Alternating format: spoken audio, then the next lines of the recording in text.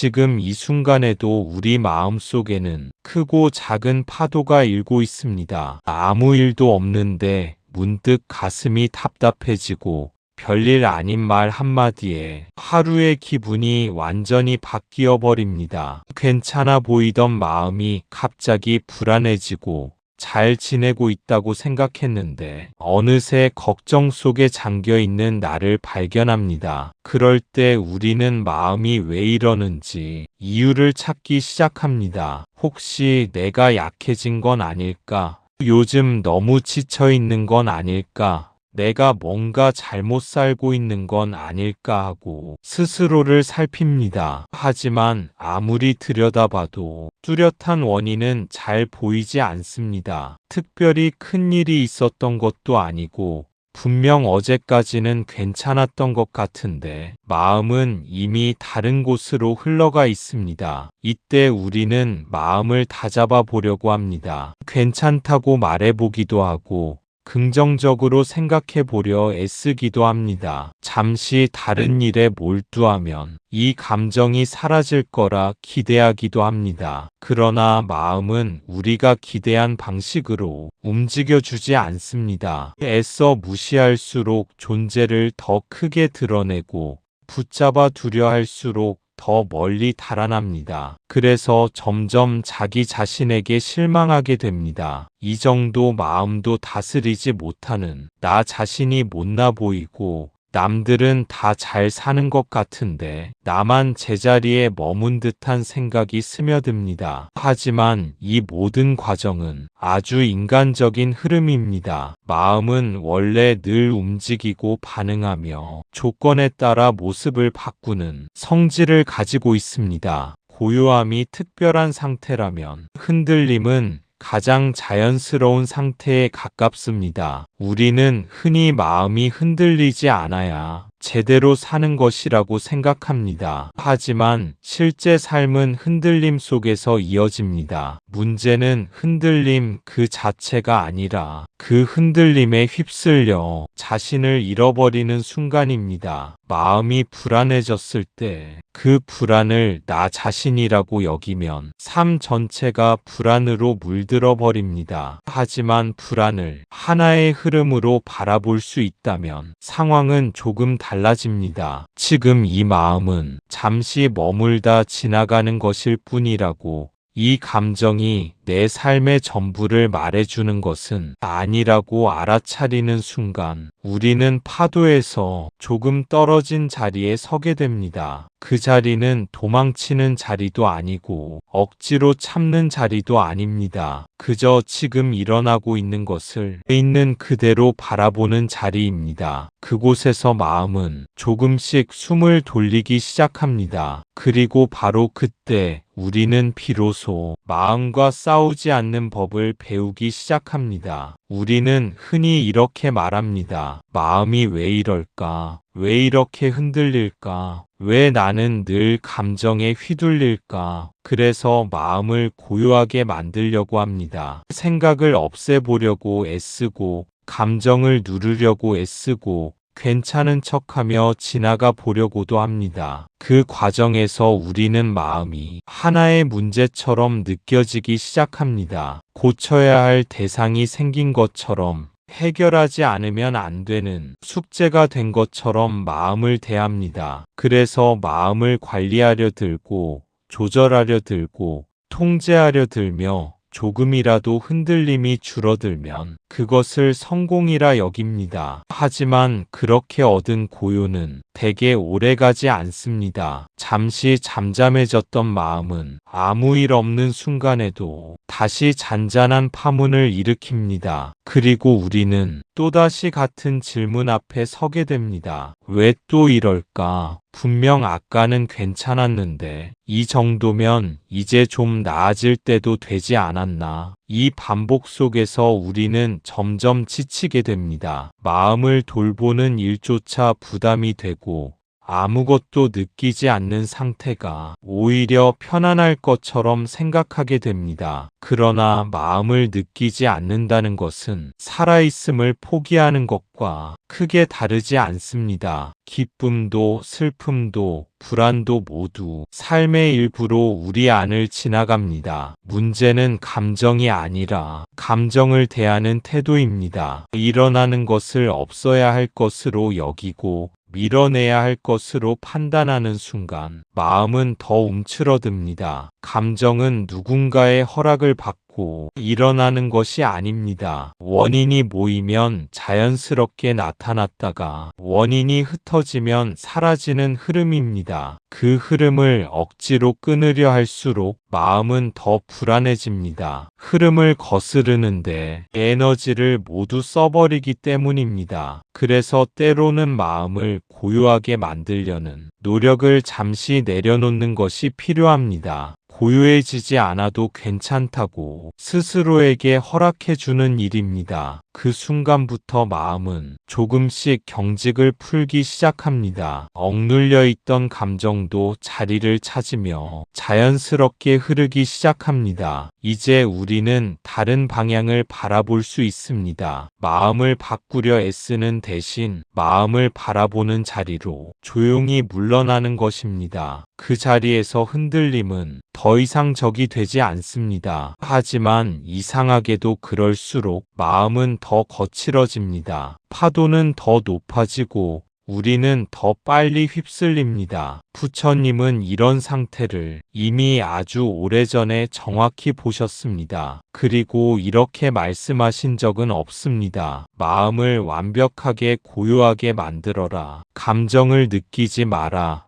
파도를 완전히 없애라. 이 말씀을 곱씹어 보면 우리가 얼마나 자주 가르침의 방향을 거꾸로 이해해 왔는지 자연스럽게 드러납니다. 우리는 흔들리지 않는 마음이 수행의 목표라고 생각해 왔습니다. 아무 감정도 일어나지 않는 상태, 늘 평온하고 안정된 마음이 완성된 모습이라고 여겼습니다. 그래서 마음이 요동칠 때마다 어딘가 잘못 가고 있다는 신호처럼 받아들입니다. 지금의 나로는 부족하다는 판단이 조용히 스며듭니다. 하지만 부처님이 보신 현실은 그와 달랐습니다. 마음은 본래 움직이는 성질을 지니고 있으며 그 움직임을 멈추는 것은 가능하지도 않고 필요하지도 않다는 사실을 분명히 보셨습니다. 마음을 억지로 잠재우려는 시도는 불에 물을 붓는 것과 닮아 있습니다. 순간 잠잠해지는 듯 보여도 안쪽에서는 더 큰 열이 쌓입니다. 결국 그 에너지는 다른 모습으로 다시 터져 나옵니다. 그래서 부처님의 가르침은 항상 한 방향을 가리킵니다. 없애려 하지 말고 알아차리라는 방향입니다. 다스리려 하지 말고 보라는 방향입니다. 감정이 일어날 때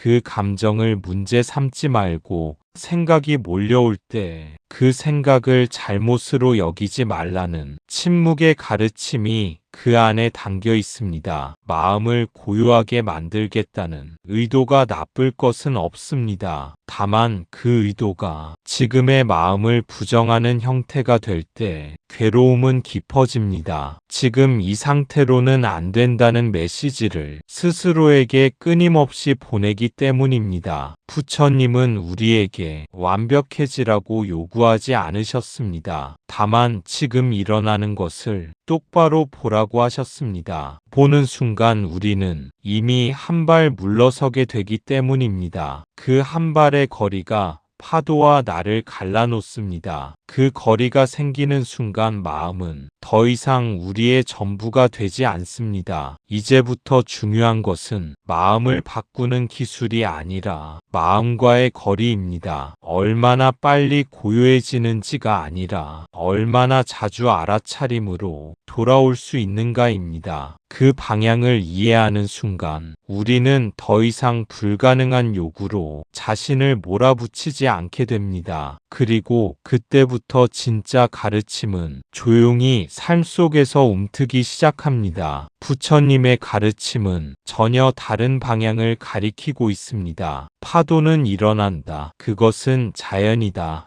문제는 파도가 아니라 우리가 파도와 하나가 되어버리는 것이다. 오늘 이 시간에는 마음을 고요하게 만드는 법이 아니라 마음의 파도에 휩쓸리지 않는 법에 대해 천천히 이야기해 보려 합니다. 이 이야기는 특별한 능력을 기르는 방법에 대한 설명이 아닙니다. 수행을 오래 한 사람만이 할 수 있는 경지도 아닙니다. 지금 이 순간 마음이 있는 누구에게나 열려있는 길에 대한 이야기입니다. 우리는 흔히 파도가 일어나면 곧바로 그 안으로 뛰어듭니다. 감정의 이유를 따지고 생각의 결론을 내려야만 마음이 정리될 것처럼 믿습니다. 그래서 파도가 칠수록 더 깊이 들어가게 됩니다. 그러다 보면 어느 순간부터 파도를 바라보는 눈은 사라지고 파도 속에서 허우적대는 나 자신만 남게 됩니다. 그때 우리는 마음을 본 것이 아니라 마음이 되어버린 상태입니다. 부처님의 가르침은 이 지점을 아주 조용히 짚어줍니다. 파도가 일어나는 순간을 막으려 하지 말고 그 파도와 거리를 두라고 말합니다. 밀어내지도 말고 붙잡지도 말라는 뜻입니다. 그 거리는 생각보다 아주 가깝습니다. 단지 한 가지를 다르게 해볼 뿐입니다. 따라가지 않는 것입니다. 해석을 덧붙이지 않고 결론을 서두르지 않는 것입니다. 감정이 올라올 때 그 감정을 증명하려 하지 않고 생각이 생길 때 그 생각을 진실로 단정하지 않는 잠깐의 멈춤이 그 거리를 만들어줍니다. 그 순간 마음은 여전히 움직이지만 우리는 더 이상 그 움직임에 끌려가지 않습니다. 느끼되 빠지지 않고 알아차리되 묶이지 않습니다. 이 연습은 하루아침에 완성되지 않습니다. 그리고 완벽할 필요도 없습니다. 중요한 것은 얼마나 오래 유지하느냐가 아니라 얼마나 자주 그 자리로 돌아오느냐입니다. 파도는 계속 일어날 것입니다. 내일도 모레도 예상치 못한 순간마다 마음은 흔들릴 것입니다. 하지만 그때마다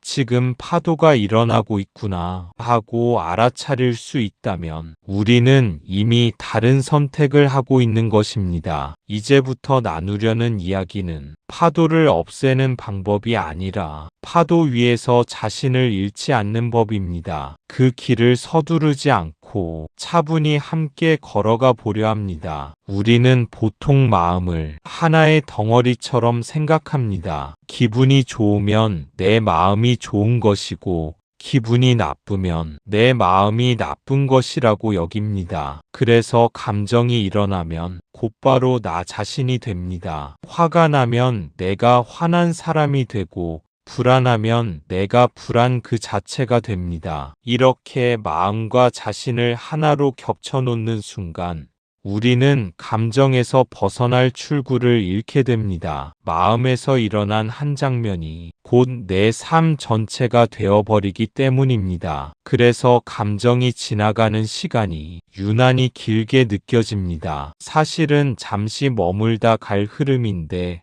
그 흐름 안에 내가 들어가 있으니 끝이 없는 것처럼 보입니다. 마치 비가 내리는 하늘이 아니라 비 그 자체가 된 것처럼 말입니다. 이때 우리는 감정을 설명하려 했습니다. 왜 이렇게 느끼는지, 무엇이 잘못되었는지, 어디서부터 틀어졌는지 끊임없이 이유를 찾습니다. 하지만 그 설명은 대부분 감정을 더 단단하게 만들 뿐입니다. 이유가 붙고 의미가 붙고 평가가 더해질수록 감정은 점점 나를 규정하는 이름이 됩니다. 나는 화가 많은 사람, 나는 늘 불안한 사람, 나는 마음이 약한 사람이라는 결론으로 흘러갑니다. 그러는 사이 우리는 아주 중요한 사실을 놓치고 있습니다. 감정은 항상 같은 모습으로 머물지 않는다는 점입니다. 아무리 강해 보여도 조건이 바뀌면 그 성질도 함께 달라집니다. 하지만 감정을 나 자신으로 받아들이는 순간 우리는 변화의 가능성을 스스로 차단합니다. 바뀔 수 있는 흐름을 고정된 정체성으로 굳혀버리기 때문입니다. 이때 마음은 점점 더 무거워집니다. 감정을 느끼는 것 자체보다 그 감정이 나를 정의한다는 생각이 훨씬 큰 부담으로 남습니다. 그래서 수행의 첫걸음은 감정을 없애는 데 있지 않습니다. 감정과 나를 구분해 보는 데 있습니다. 지금 느껴지는 것이 나의 전부는 아니라는 사실을 조용히 인정하는 일입니다. 그 인정이 생기는 순간 마음에는 아주 작은 틈이 만들어집니다. 그 틈으로 숨이 들어오고 거리감이 생기고 선택의 여지가 생깁니다. 이제 감정은 나를 끌고 가는 주인이 아니라 내 안을 스쳐가는 하나의 손님이 됩니다. 그 손님을 쫓아내지 않아도 되고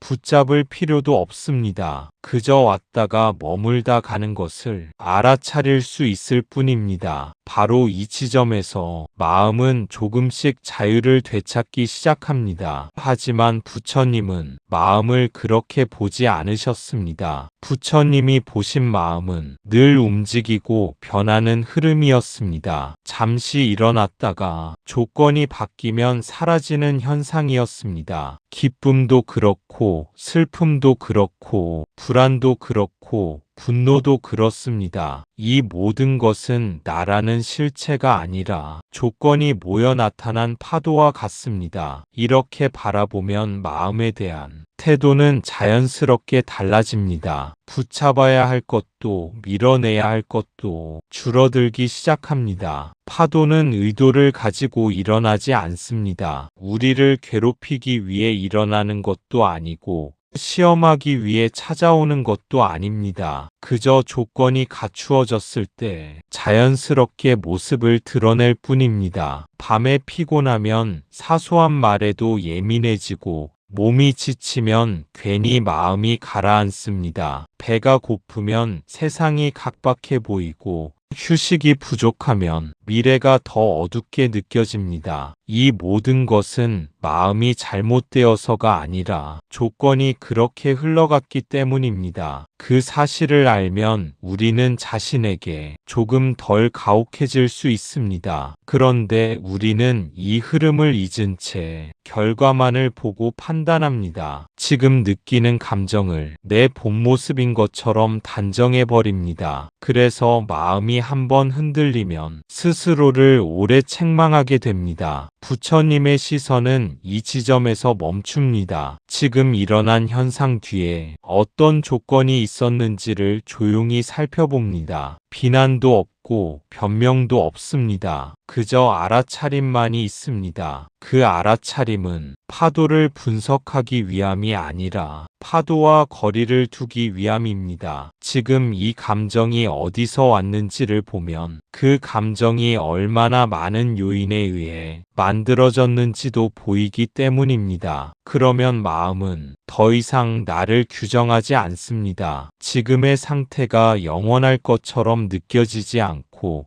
조금만 조건이 바뀌어도 다르게 흘러갈 수 있다는 여지가 생깁니다. 이 여지가 우리에게 숨을 틔워줍니다. 감정 속에 갇혀있던 시선이 조금 위로 올라옵니다. 그 자리에서 보면 파도는 여전히 일고 있지만 우리는 더 이상 그 한가운데에 서 있지 않습니다. 마음은 여전히 움직입니다. 하지만 그 움직임은 나를 끌고 가는 힘이 아니라 관찰할 수 있는 대상이 됩니다. 그 차이가 삶의 무게를 서서히 바꾸기 시작합니다. 바람이 불면 파도가 일고 바람이 멎으면 파도는 가라앉습니다. 바다는 파도를 거부하지 않습니다. 파도를 붙잡지도 않습니다. 그저 파도가 일어나도록 허용합니다. 그런데 우리는 어떻습니까? 파도가 일어나면 바다가 파도가 되어버립니다. 그리고 이렇게 말합니다. 왜 나는 이렇게 흔들릴까? 왜 나는 마음이 약할까? 여기서 이미 우리는 휩쓸리기 시작한 것입니다. 이 순간부터 우리는 파도를 다루려 하기보다 자신을 탓하기 시작합니다. 마음이 흔들린 사실보다 흔들렸다는 그 자체를 문제로 삼습니다. 왜 이렇게 예민할까? 왜 이 정도 일에도 마음이 무너질까? 다른 사람들은 잘 버티는 것 같은데 나만 유난한 건 아닐까? 이 질문들은 겉으로 보기에는 자기 성찰처럼 보이지만 실제로는 마음을 더 움츠러들게 합니다. 흔들림 위에 부끄러움과 자책이 덧붙기 때문입니다. 이렇게 되면 파도는 하나가 아니라 여러 겹이 됩니다. 처음에 감정 위에 자기 판단이라는 또 다른 파도가 덮칩니다. 그러면 바다는 자신의 넓이를 잊어버리게 됩니다. 바다는 원래 파도의 크기로 자신을 정의하지 않습니다. 잔잔할 때도 바다이고 거칠 때도 바다입니다. 파도가 높아졌다고 해서 바다가 작아지지는 않습니다. 하지만 우리는 한순간의 흔들림으로 자신을 재단합니다. 지금 느끼는 감정이 나의 전부인 것처럼 결론을 내려버립니다. 그래서 파도가 클수록 자신은 더 작아진 것처럼 느껴집니다. 여기서 중요한 전환이 필요합니다. 흔들리는 자신을 고쳐야 할 대상으로 보는 시선을 잠시 내려놓는 일입니다. 흔들림을 이상한 예외가 아니라 자연스러운 반응으로 바라보는 연습입니다. 그렇게 시선이 바뀌면 파도와의 관계도 달라집니다. 더 이상 이겨야 할 상대도 아니고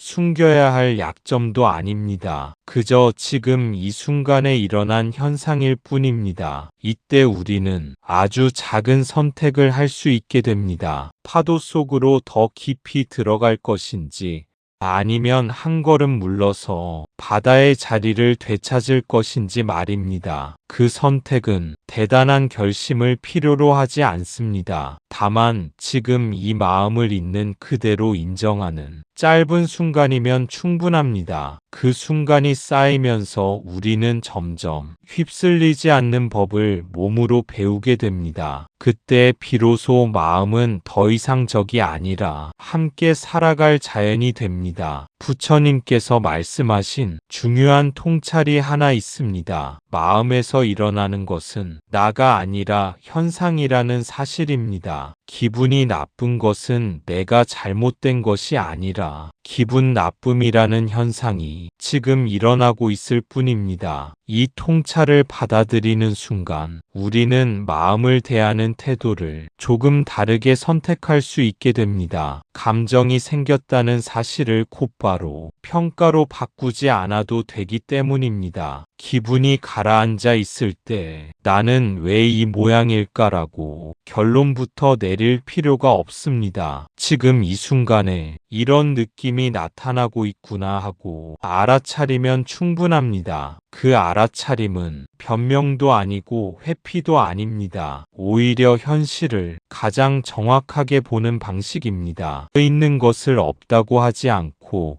없는 것을 만들어내지도 않습니다. 현상으로 바라보면 감정은 더 이상 나의 성격이나 가치와 직접 연결되지 않습니다. 그래서 마음은 조금 가벼워집니다. 무거운 꼬리표를 달지 않아도 되기 때문입니다. 이때 중요한 것은 거리입니다. 너무 멀리 밀어내지도 않고 너무 가까이 끌어안지도 않는 적당한 거리입니다. 그 거리가 생기면 감정은 자연스럽게 움직일 공간을 얻게 됩니다. 공간이 없을 때 감정은 막히고 막히면 더 거세집니다. 하지만 공간이 주어지면 감정은 스스로 자신의 흐름을 따라 움직이기 시작합니다. 그래서 우리는 감정을 해결하려 애쓰기보다 감정이 머물 수 있는 자리를 내어줄 필요가 있습니다. 잠시 머물다 갈 수 있도록 문을 열어두는 것입니다. 그 문은 대단한 수행의 결과가 아니라 지금 일어난 것을 있는 그대로 인정하는 짧은 순간에서 열립니다. 지금은 이렇구나 하고 말해주는 것만으로도 마음은 한결 부드러워집니다. 이렇게 연습하다 보면 우리는 점점 감정과 자신을 구분할 수 있게 됩니다. 느끼고 있지만 묶이지 않고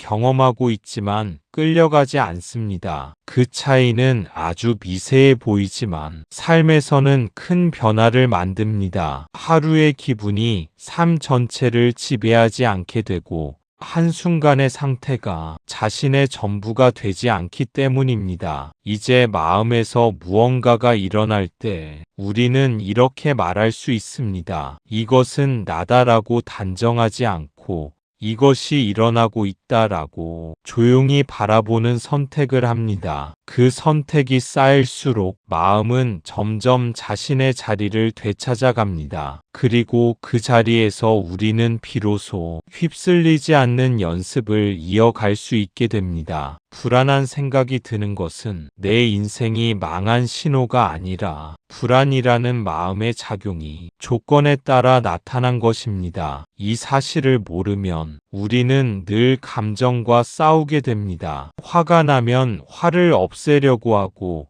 불안이 오면 불안을 밀어내려고 합니다. 그 싸움은 처음에는 아주 작은 저항처럼 시작됩니다. 지금은 느끼지 말아야 한다고, 이 정도로 흔들리면 안 된다고 스스로에게 말해보지만 마음은 그 요구를 그대로 받아들이지 않습니다. 그래서 싸움은 점점 힘겨워집니다. 감정이 일어났다는 사실보다 그 감정을 허용하지 못하는 마음이 더 큰 긴장을 만들어냅니다. 이중의 부담이 우리 안에 쌓입니다. 화를 없애려 할수록 화는 더 또렷해지고 불안을 밀어낼수록 불안은 더 집요해집니다. 마치 문을 닫을수록 안쪽에서 더 크게 두드리는 것처럼 존재를 주장합니다. 이때 우리는 감정이 강해졌다고 느끼지만 사실은 감정과의 거리만 사라진 상태입니다. 너무 가까이 붙어버려 숨을 쉴 공간이 없어진 것입니다. 감정은 인정받지 못하면 사라지지 않습니다. 보이지 않게 눌려 있다가 다른 모습으로 다시 나타날 뿐입니다. 그래서 어떤 날은 이유 없이 지치고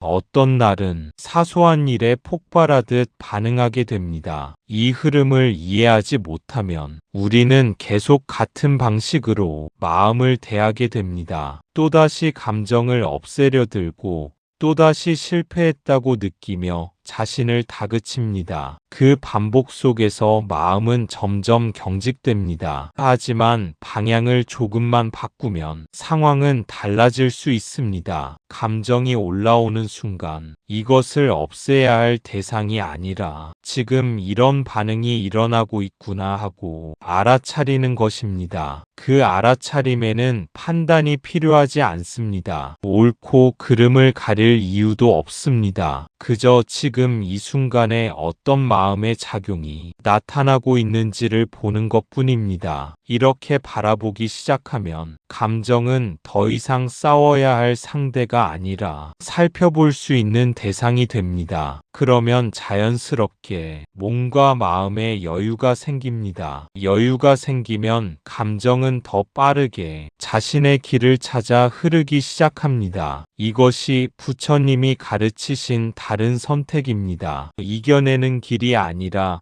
이해하는 길, 억누르는 길이 아니라 알아차리는 길입니다. 그 길 위에서 우리는 조금씩 감정과의 싸움을 내려놓게 됩니다. 하지만 감정은 싸워서 이기는 대상이 아닙니다. 파도를 주먹으로 막을 수 없듯 감정은 억누를수록 더 세집니다. 그래서 수행이란 감정을 없애는 기술이 아닙니다. 감정을 다루는 기술도 아니고 감정을 통제하는 능력도 아닙니다. 수행은 감정을 바라보는 자리로 다시 돌아오는 연습입니다. 이 말은 아무것도 하지 말라는 뜻이 아닙니다. 그저 방치하라는 조언도 아닙니다. 오히려 아주 섬세한 방향 전환을 가리키고 있습니다. 감정을 바라보는 자리로 돌아온다는 것은 감정에서 도망치지 않으면서도 그 한가운데에 빠지지 않는 중간의 위치를 찾는 일입니다. 그 자리는 무관심도 아니고 집착도 아닙니다. 이 자리에 서면 감정은 여전히 느껴집니다. 기쁨은 기쁨대로, 슬픔은 슬픔대로 분명하게 경험됩니다. 다만 그 감정이 나를 끌고 가는 힘은 점점 약해집니다. 바라본다는 것은 분석하는 것과 다릅니다. 이유를 캐묻거나 결론을 내리려 하지 않습니다. 왜 이런 감정이 생겼는지 당장 이해하지 않아도 됩니다. 지금 이 순간 어떤 느낌이 있는지만 알아차리면 충분합니다. 이때 중요한 것은 속도입니다. 너무 빨리 무언가를 하려 하지 않는 것입니다. 해결하려는 마음이 올라오면 그 마음마저 하나의 현상으로 함께 바라봅니다. 이 연습은 짧게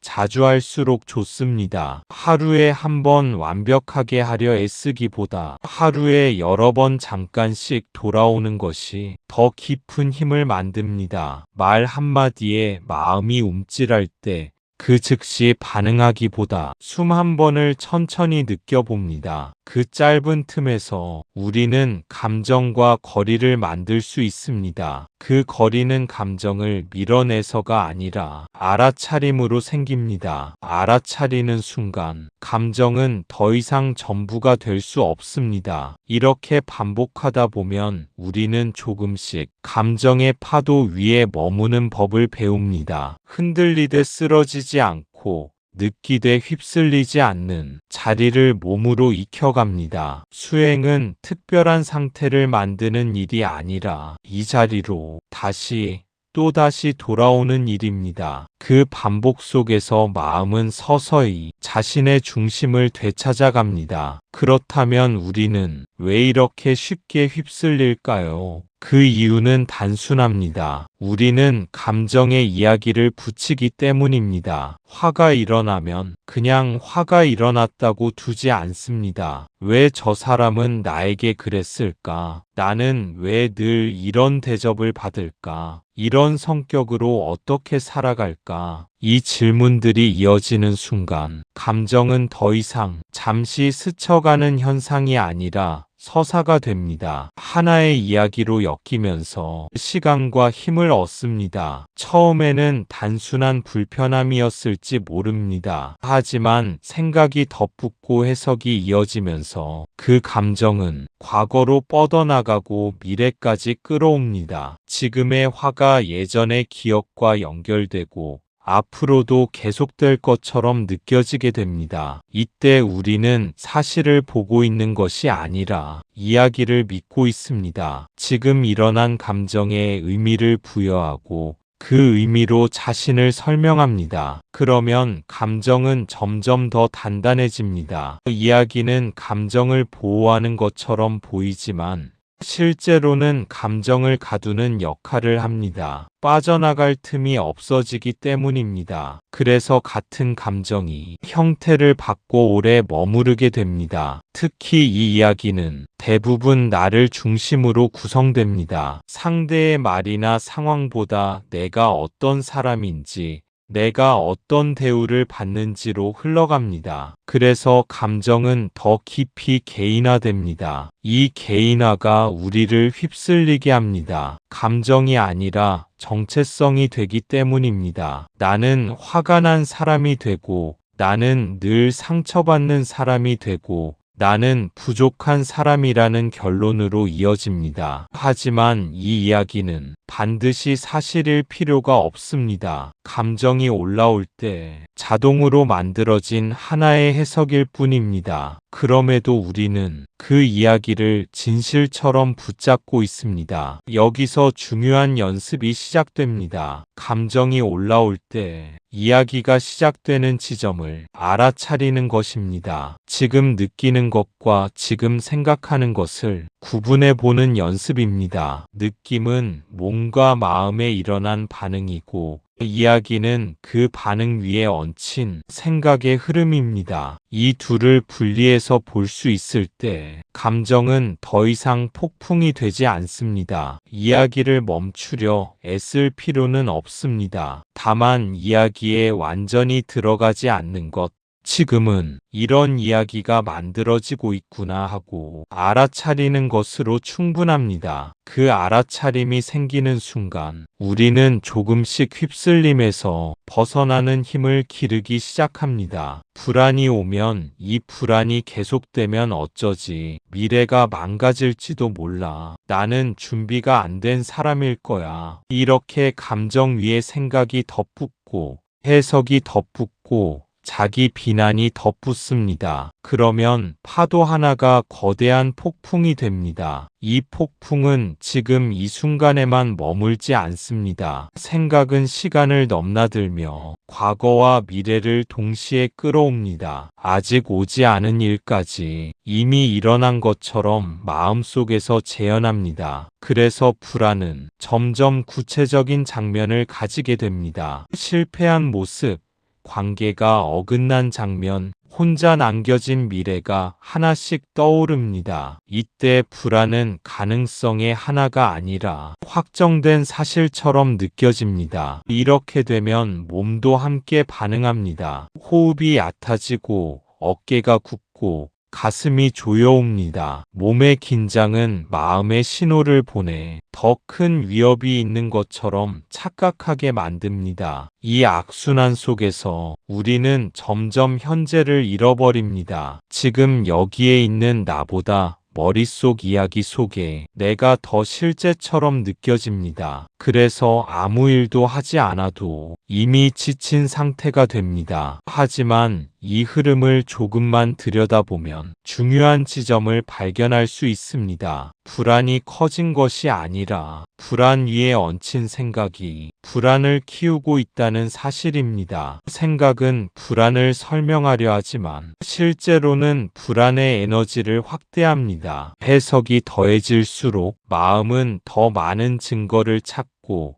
그 증거는 또 다른 해석을 부릅니다. 이때 필요한 것은 결론이 아니라 멈춤입니다. 지금 이 생각이 어디서 시작되었는지를 조용히 바라보는 일입니다. 지금 느끼는 불안과 지금 떠오른 생각을 구분하는 연습입니다. 불안은 몸과 마음에 나타난 반응이고 생각은 그 반응을 설명하려는 시도일 뿐입니다. 이 둘을 분리해서 볼 수 있을 때 폭풍은 조금씩 힘을 잃습니다. 생각을 없애려 하지 않아도 됩니다. 다만 그 생각이 사실인지 아닌지를 당장 판단하지 않고 지금은 이런 이야기가 만들어지고 있구나 하고 알아차리면 충분합니다. 그 알아차림은 폭풍을 단숨에 멈추지는 않지만 그 안에서 방향을 잃지 않게 해줍니다. 그리고 그 순간부터 파도는 더 이상 우리를 삼키지 못합니다. 부처님은 이 과정을 정확히 꿰뚫어 보셨습니다. 괴로움은 감정에서 생기는 것이 아니라 감정에 붙인 생각에서 커진다는 사실을 말입니다. 그래서 부처님의 길은 감정을 없애는 길이 아니라 생각을 따라가지 않는 길입니다. 이 가르침은 우리의 노력을 완전히 다른 방향으로 돌려놓습니다. 지금까지는 감정을 어떻게든 줄여보려고 애썼다면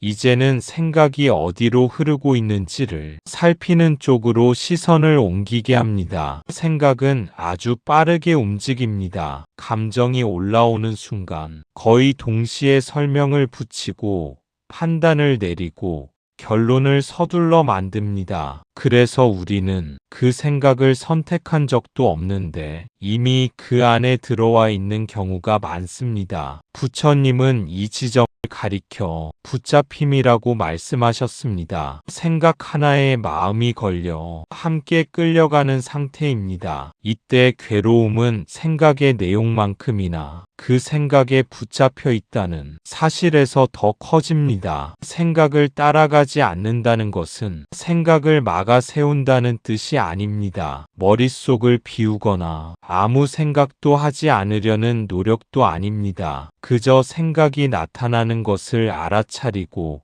그 생각과 한 발 거리를 두는 것입니다. 이 거리는 아주 미세하지만 결정적인 차이를 만듭니다. 생각이 떠오를 때 곧바로 반응하지 않고 지금 이런 생각이 있구나 하고 바라볼 수 있다면 그 순간 괴로움은 더 이상 자동으로 커지지 않습니다. 처음에는 이 연습이 낯설게 느껴질 수 있습니다. 생각을 따라가지 않으면 아무것도 해결되지 않는 것처럼 불안해질 수도 있습니다. 하지만 실제로는 생각을 따라갈수록 문제는 더 복잡해졌다는 사실을 우리는 이미 수없이 경험해 왔습니다. 생각을 멈추는 대신 생각 앞에서 잠시 멈추는 것, 그 짧은 멈춤이 마음의 여백을 만듭니다. 그 여백 안에서 우리는 감정을 다르게 경험할 수 있습니다. 감정은 여전히 느껴지지만 그 감정이 생각에 의해 끝없이 증폭되지는 않습니다. 그래서 괴로움은 자연스럽게 힘을 잃기 시작합니다. 부처님의 길은 어떤 특별한 상태로 도망치는 길이 아니라 지금 이 마음에서 불필요한 덧붙임을 내려놓는 길입니다. 생각을 따라가지 않는다는 이 단순한 선택이 삶을 조금씩 가볍게 만들어줍니다. 마음의 파도에 휩쓸리지 않는 첫 번째 방법은 아주 단순합니다. 파도를 파도라고 부르는 것입니다. 화가 났을 때 나는 화가 났다고 말하지 말고 화가 일어나고 있다고 말해보세요. 불안할 때 나는 불안한 사람이라고 말하지 말고 불안이 느껴지고 있다고 말해보세요. 이 작은 말의 전환이 생각보다 큰 거리를 만들어줍니다. 내가 화다라고 말할 때 우리는 이미 감정 한가운데 서 있습니다. 하지만 화가 일어나고 있다라고 말하는 순간 우리는 한 발 물러서서 그 움직임을 바라보는 자리에 서게 됩니다. 여기에는 중요한 차이가 있습니다. 감정 속에 있을 때는 선택지가 거의 없습니다. 말이 거칠어지고 행동이 앞서며 후회가 뒤따르기 쉽습니다. 그러나 감정을 바라보는 자리에 서면 아주 작은 틈이 생깁니다. 그 틈 안에서 우리는 반응하지 않을 자유를 얻습니다. 불안이 느껴질 때 숨이 조금 가빠지고 가슴이 조여오는 것을 그대로 알아차려 보세요. 좋아지게 만들려 애쓰지 않아도 됩니다. 없애려고 밀어낼 필요도 없습니다. 그저 지금 이런 신호가 일어나고 있구나. 이 정도면 충분합니다. 이 태도는 감정을 방치하는 것이 아닙니다. 오히려 가장 정확하게 마주하는 방식입니다. 이름을 붙이지 못한 감정은 우리 안에서 더 크게 흔들리지만 이름을 불러주는 순간 자리를 잡기 시작합니다. 처음에는 어색할 수 있습니다. 습관처럼 내가 문제다라는 말이 먼저 튀어나올지도 모릅니다. 그럴 때조차 이런 판단이 일어나고 있구나 라고 알아차리면 됩니다. 수행은 완벽하게 하는 일이 아니라 자주 돌아오는 일입니다. 하루에 몇 번이라도 이 자리를 기억해 보세요. 파도를 막으려 하지 말고 파도를 파도라고 부를 수 있을 때 우리는 비로소 바다와 싸우지 않게 됩니다. 그때 마음은 조금씩 자신의 속도로 가라앉기 시작합니다. 이 작은 말의 차이가 자리를 완전히 바꿉니다. 주인공에서 관찰자로 이동하는 순간입니다. 부처님 수행의 핵심은 바로 이 자리 이동에 있습니다. 감정 안으로 들어가는 것이 아니라 감정을 바라보는 자리로 한 발 물러나는 것입니다. 이 자리는 특별한 상태가 아닙니다. 집중이 잘 되어야만 갈 수 있는 곳도 아니고 마음이 고요해진 뒤에야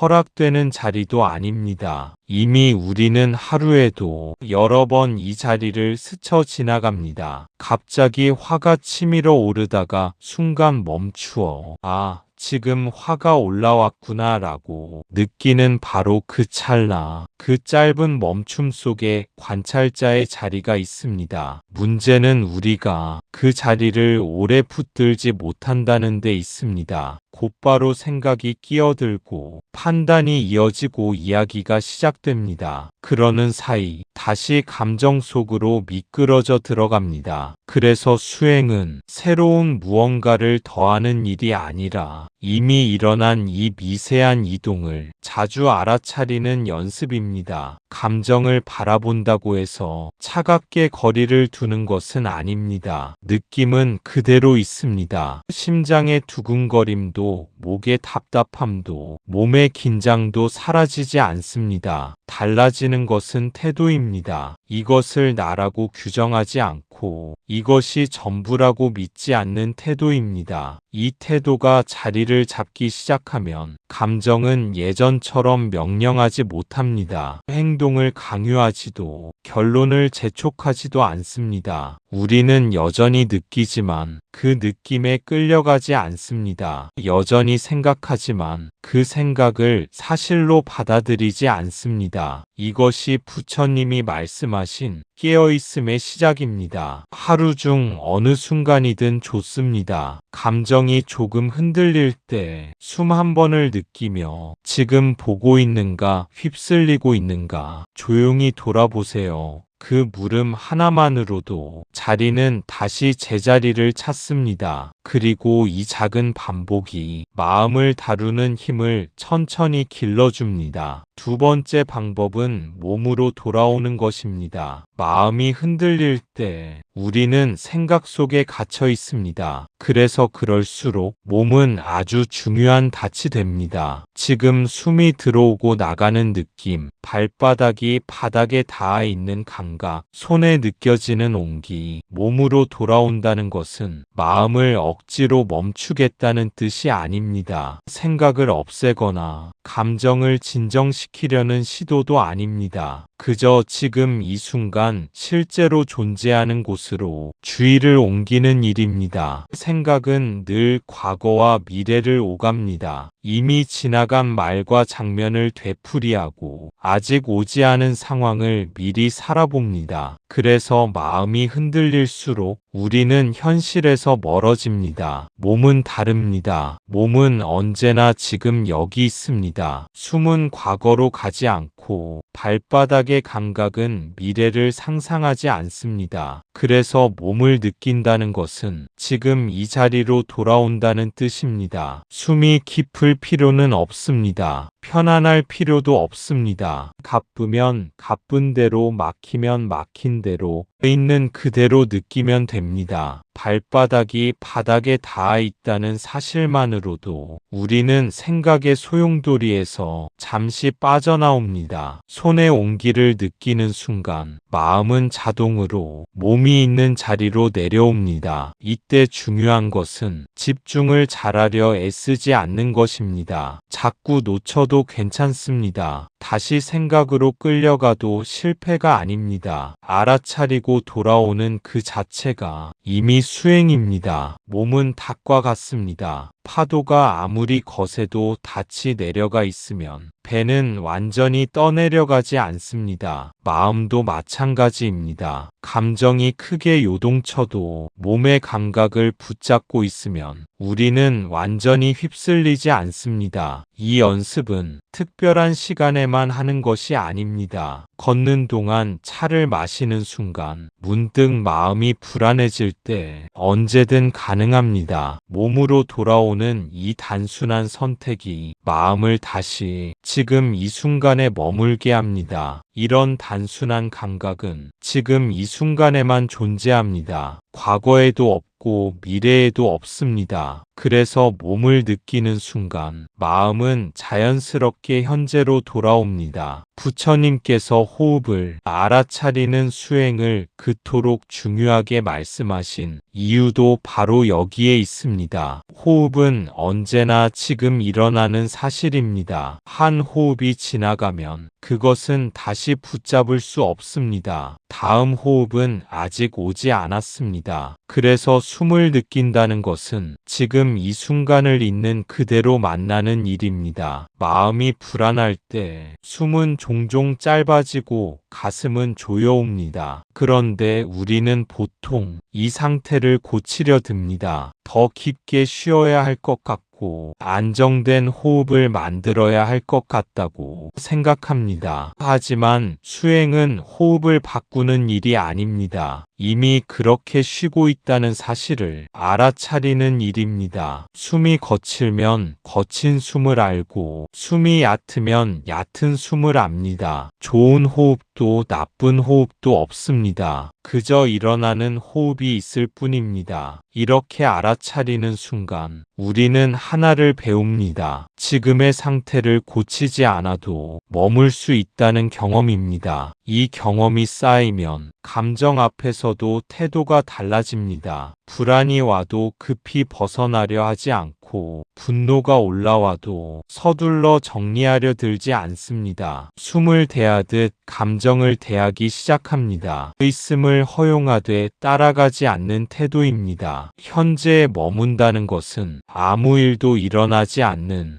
고요한 상태를 의미하지 않습니다. 오히려 모든 것이 일어나되 거기에 끌려가지 않는 분명한 깨어있음입니다. 몸을 느끼고 숨을 알아차리는 이 단순한 반복은 마음을 훈련시키는 것이 아니라 마음이 본래 머물 수 있는 자리를 다시 기억하게 합니다. 그 자리에 설수록 파도는 여전히 일어나지만 우리는 점점 바다 쪽에 가까워집니다. 세 번째 방법은 멈추는 연습입니다. 우리는 감정이 오면 뭔가를 해야 한다고 믿습니다. 해결해야 하고 고쳐야 하고 바꿔야 한다고 생각합니다. 하지만 때로는 아무것도 하지 않는 것이 가장 깊은 수행이 됩니다. 멈춘다는 것은 도망치지 않는다는 뜻입니다. 감정이 올라올 때 다른 일로 덮지 않고 습관적인 반응으로 흘려보내지 않는 태도입니다. 우리는 익숙합니다. 불편하면 바로 움직입니다. 말을 하거나 결정을 내리거나 스스로를 설득합니다. 이 모든 움직임은 불안을 잠재우기 위한 시도처럼 보이지만 사실은 그 불안을 제대로 만나지 않으려는 회피일 때가 많습니다. 멈추는 연습은 그 첫 반응 앞에서 잠시 서는 것입니다. 아무 행동도 하지 않고 아무 결론도 내리지 않은 채 지금 마음에서 무슨 일이 일어나고 있는지 그대로 두고 보는 시간입니다. 이때 마음은 처음엔 더 시끄러워질 수 있습니다. 가만히 있으면 감정이 더 커질 것 같고 견디기 어려울 것 같은 두려움이 올라옵니다. 하지만 조금만 지나면 우리는 중요한 사실을 보게 됩니다. 감정은 멈춰있는 사람을 해치지 않는다는 사실입니다. 움직이지 않아도 선택하지 않아도 판단하지 않아도 감정은 스스로 변하고 흐른다는 것을 몸으로 알게 됩니다. 이 멈춤의 순간에 우리는 더 이상 감정의 하인이 아닙니다. 그렇다고 감정을 억누르는 주인도 아닙니다. 그저 일어남을 허용하는 공간이 됩니다. 아무것도 하지 않는다는 것은 무력함이 아니라 깊은 신뢰입니다. 조건이 모이면 사라질 것이라는 마음의 법칙에 대한 신뢰입니다. 이 신뢰가 쌓일수록 우리는 점점 서두르지 않게 됩니다. 감정이 와도 즉각 반응하지 않고 한 박자 쉬어 멈출 수 있는 힘이 생깁니다. 그 한 박자의 여유가 파도와 바다를 다시 구분하게 합니다. 화가 나 있을 때 그 화를 해결하려 하지 말고 그저 같이 앉아 있어 보세요. 불안할 때 그 불안을 없애려 하지 말고 잠시 숨을 느끼며 불안과 함께 있어 보세요. 이것이 부처님이 말씀하신 있는 그대로 보는 수행입니다. 있는 그대로 본다는 것은 마음을 방치하는 것이 아닙니다. 또한 감정에 무기력하게 끌려다니는 태도도 아닙니다. 그것은 일어나는 것을 왜곡하지 않고 덧붙이지도 않으며 지금 일어난 만큼만 정확히 알아차리는 힘입니다. 화와 함께 앉아 있을 때 우리는 곧 알게 됩니다. 화는 생각처럼 끊임없이 타오르지 않는다는 것을, 불안 또한 영원히 머무르지 않는다는 것을, 함께 있어주면 감정은 자신의 속도로 숨을 고르고 형태를 바꾸고 점점 힘을 잃습니다. 이때 중요한 것은 잘 보려고 애쓰지 않는 것입니다. 깊이 이해하려 하지 않아도 됩니다. 그저 지금 느껴지는 만큼만 알고 있으면 충분합니다. 몸의 긴장, 숨의 흐름,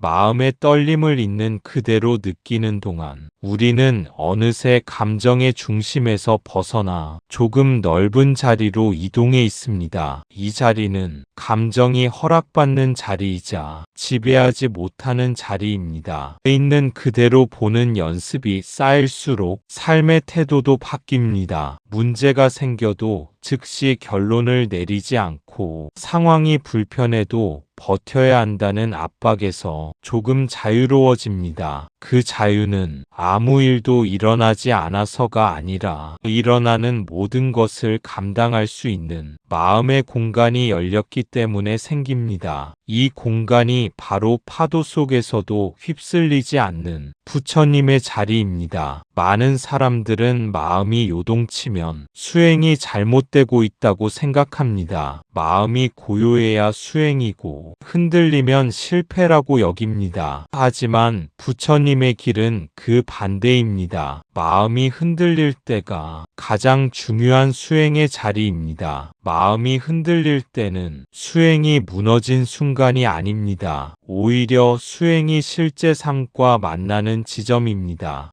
고요할 때의 마음은 연습하기 쉽습니다. 조건이 좋고 자극이 적을 때 마음은 누구나 비교적 편안합니다. 그러나 부처님이 가르치신 길은 편안할 때만 적용되는 이론이 아니었습니다. 관계에서 상처받을 때, 예상치 못한 말에 흔들릴 때, 불안과 분노가 몸을 먼저 점령할 때, 바로 그 자리가 수행의 자리입니다. 이때 우리는 평소에 배운 태도를 그대로 가져옵니다. 붙잡지 않는 연습, 따라가지 않는 연습, 지금 일어난 것을 있는 그대로 보는 연습 말입니다. 마음이 요동친다는 것은 감각이 살아있다는 뜻입니다. 아직 무뎌지지 않았고 도망치지 않았다는 신호입니다. 부처님의 수행은 마음을 마비시키는 길이 아니라 마음을 깨어있게 하는 길이기 때문입니다. 흔들림 속에서 알아차림이 유지될 때 우리는 한 걸음 자유에 가까워집니다. 감정이 사라져서가 아니라 감정 속에서도 길을 잃지 않기 때문입니다. 실패는 흔들림이 아니라 그 흔들림을 무의식적으로 따라가는 것입니다. 성공은 고요함이 아니라 요동치는 마음 앞에서 깨어있는 태도를 잃지 않는 것입니다. 이 차이를 이해하는 순간 수행은 더 이상 특별한 시간의 일이 아닙니다. 삶 그 자체가 수행의 자리로 바뀝니다. 파도가 없을 때는 연습할 것이 없습니다. 파도가 일어날 때 비로소 우리는 깨어 있을 수 있습니다. 그래서 부처님은 번뇌를 제거 대상이 아니라 깨달음의 재료로 보셨습니다. 번뇌가 없다면 알아차릴 기회도 없습니다. 파도가 일지 않는 바다는 아름다워 보일 수는 있어도 깨어있음이 요구되지는 않습니다. 아무 일도 일어나지 않을 때 우리는 쉽게 놓치고 쉽게 잊어버립니다. 하지만 마음이 출렁이는 순간 우리는 선택의 갈림길에 섭니다. 무의식적으로 반응할 것인가? 아니면 지금 이 상태를 분명히 알아차릴 것인가? 번뇌는 이 갈림길을 우리 앞에 정확히 가져다 놓습니다. 화가 올라올 때, 집착이 작동할 때,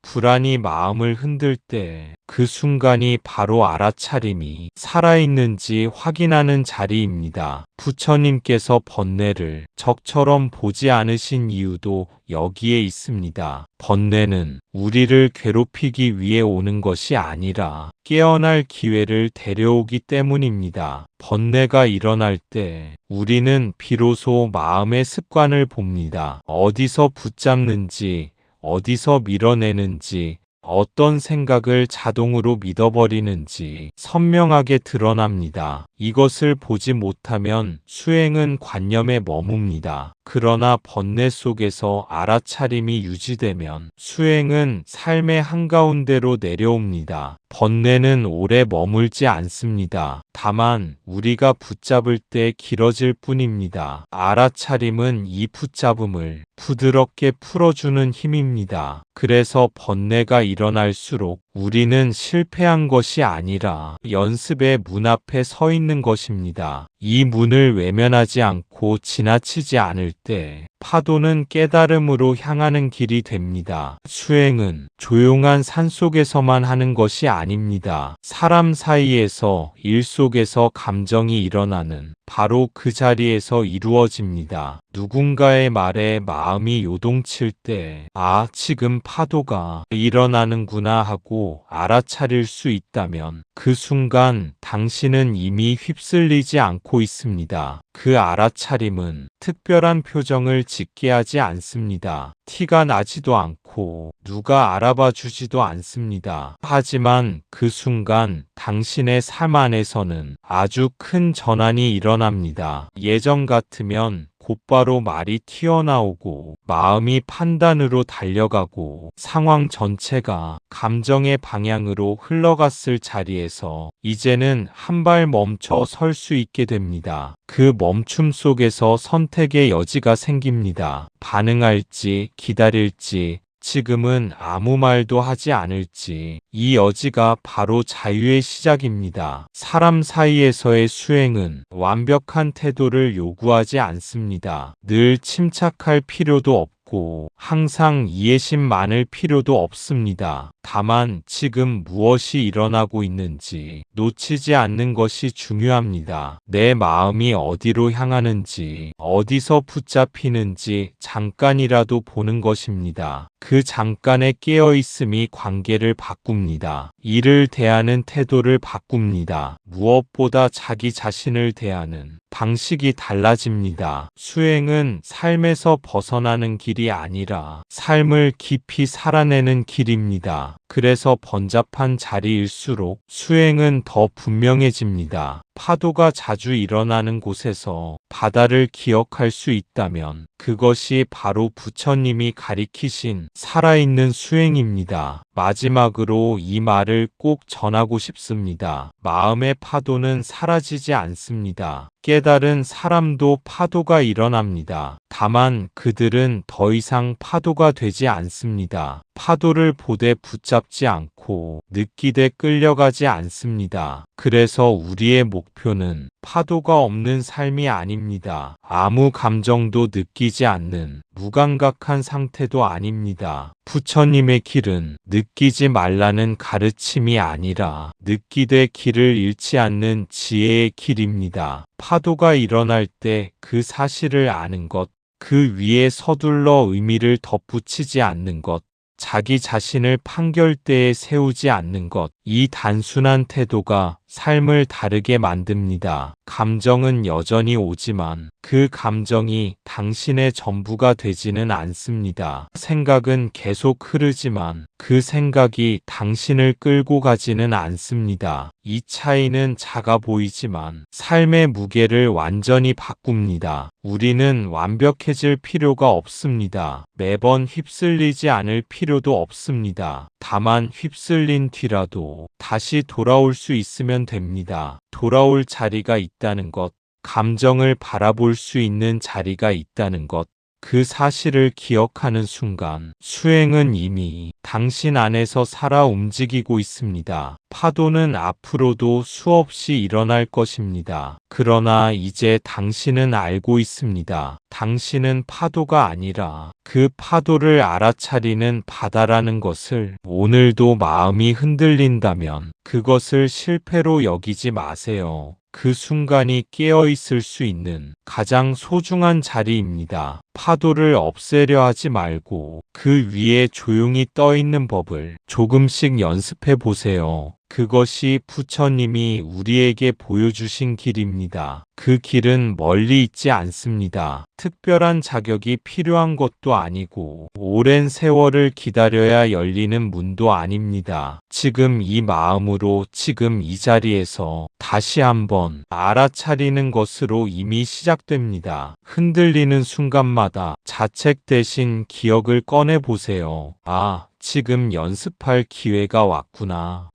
지금 깨어있을 수 있구나. 이렇게 마음을 대하는 태도 하나가 삶 전체를 부드럽게 바꿉니다. 문제가 사라져서가 아니라 문제를 안고도 무너지지 않는 힘이 자라나기 때문입니다. 수행은 어디에 도착하는 여정이 아니라 매 순간 돌아오는 연습입니다. 놓쳤다면 다시 돌아오면 되고 휩쓸렸다면 알아차리는 순간부터 이미 새로운 발걸음입니다. 오늘 하루도 완벽하지 않아도 괜찮습니다. 마음이 조용하지 않아도 괜찮습니다. 다만 그 마음을 외면하지 않고 함께 있어 줄 수 있다면 그것으로 충분합니다. 이 작은 반복이 당신을 조금씩 가볍게 만들고 조금씩 자유롭게 할 것입니다. 그리고 언젠가 파도가 아무리 높아도 그 안에서 숨을 쉴 수 있는 자신을 발견하게 될 것입니다. 나무 아미타불 관세음보살, 그때 당신은 이미 알고 있을 것입니다. 부처님의 길은 파도를 건너는 법이 아니라 파도 속에서도 깨어있는 법이었다는 것을. 감사합니다. 구독과 좋아요는 저에게 큰 힘이 됩니다.